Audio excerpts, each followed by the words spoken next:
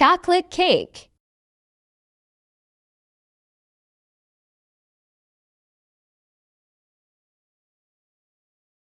Hi guys! For today's video, gagawa tayo ngayon ng chocolate cake. So, we have here ito yung mga ingredients natin. 3 itlog, baking powder, vanilla, flour, cup of flour, half cup of sugar, white sugar, and then ito yung powdered milk. Mag-a-add tayo dito ng half cup of water para tunawin natin yung ating milk. Pwede din kayong gumamit ng evap guys. So, haluin lang natin ito ng konti. Then, ito yung ating salt, powder salt. Ang ating cracked walnuts. And this is chocolate. And then, ang ating Lurpak butter. Kalahati lang ito ang kailangan natin, guys.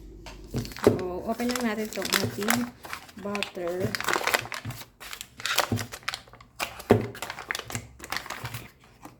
So, kailangan lang natin ito kasi kalahati. So, para mas mabilis siyang matunaw sa microwave, hati-hatiin na natin. So, first, sasalain muna natin ang ating mga dried ingredient. Kailangan natin itong flour. Ilagay na natin. And then, ang ating baking powder. 1 tablespoon. And then, lagyan natin itong sugar. Halo na rin natin ito dito. So, ayan.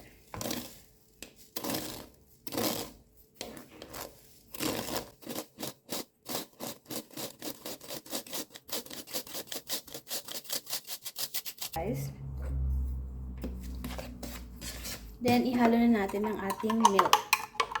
Ayan. Concentrated milk.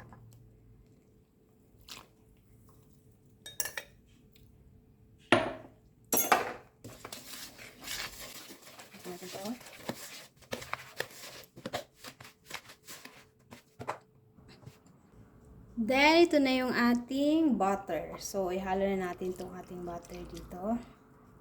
Yes. Mix it well.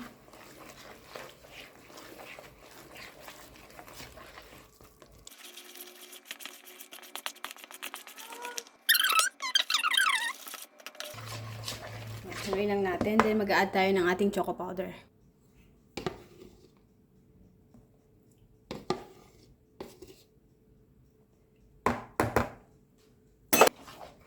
Then, haluin lang natin ito ng mabuti. Then, i-add yung ating egg.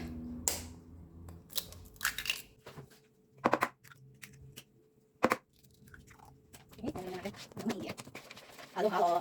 Lagyan tayo ng ating vanilla. Para sa ayan. Para mawala ang lansa. Sa mga ibabay. Ayan, gumamit ako ng mixer para halong-halo talaga yung itlog. Ayan.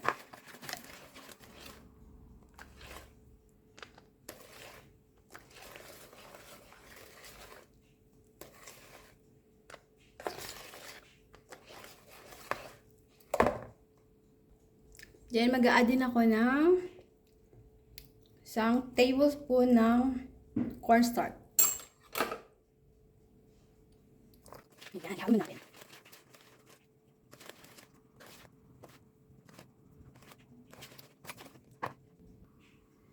So, ayan.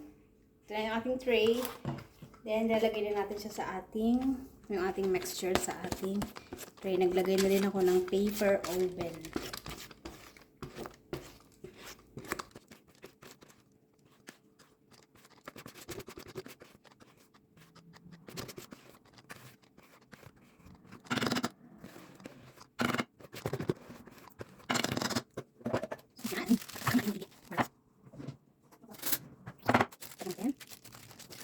Lagyan natin ating crushed walnuts. Yes. Kung gusto nyo damihan, pwede naman. Then, itong ating cookies. Ay! Sprinkles. chocolate sprinkles. Da-da-da-dun. Oh my god. Da-da-da-dun. Yan. Okay na, ready for oven na. Lalagyan natin to sa oven. Dapat yung ating oven is naka-preheat na siya, guys.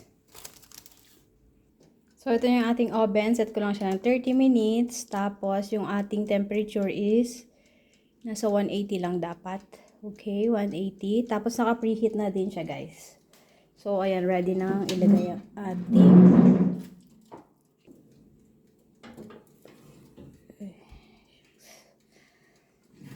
okay.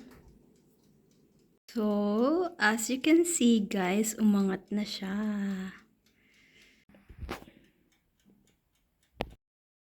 So, ayan, luto na ang ating chocolate cake. Palalamigin muna natin to bago natin to hiwain. Kasi ang cake, kapag hiniwa natin to ng mainit, maghihiwalay-hiwalay, may tendency siyang mag-crack. Alam mo yun. So, kailangan natin siyang keep it for at least mga 2 hours sa labas. Ayan, tinusok ko siya ng toothpick para makita natin kung luto na talaga siya. Ayan, wala nang dumikit na liquid dun sa toothpick natin. So, that means luto ng ating chocolate. So, yan. Pinalamig na natin itong ating cake. Ayan, hinuwaan ko sa kanila. So, yan. So, we cut it like this. Kailangan talaga siyang palamigin. Kasi, pag hindi natin siya pinalamig, magbibiyak-biyak siya. Hindi siya ubo. Yan, kanina super excited ako. So, tinikman ko na. Ooh, yes. And tada, ating chocolate cake fudgy. So, this is our chocolate cake.